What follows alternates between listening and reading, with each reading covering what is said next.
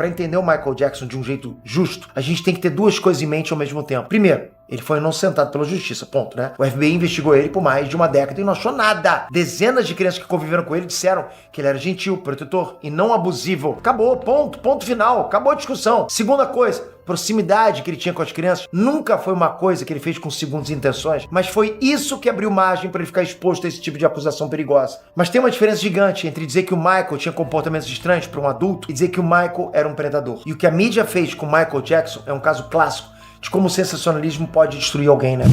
Cada acusação foi tratada como fato, era uma verdade pra mídia. Cada detalhe esquisito era evidência de perigo.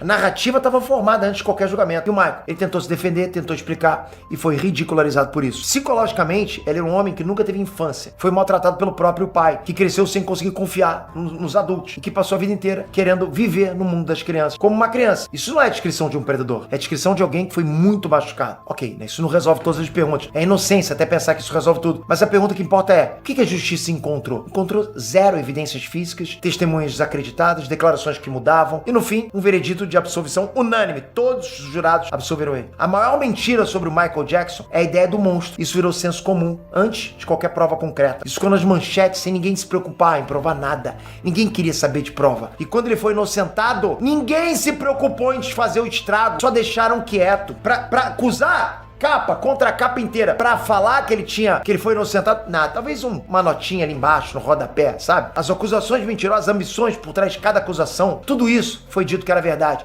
E quando a verdade apareceu, ninguém falou mais sobre isso. A mídia é podre, galera. Por isso, até hoje, muita gente nem sabe que o Michael Jackson foi inocentado de tudo. Ainda acha que ele fazia mal pras crianças. Por causa disso. Porque não teve nota justificando, não teve alarde pra dizer que ele foi inocentado. Então, são duas injustiças. As que acusaram com mentiras e as que não se preocuparam em divulgar a inocência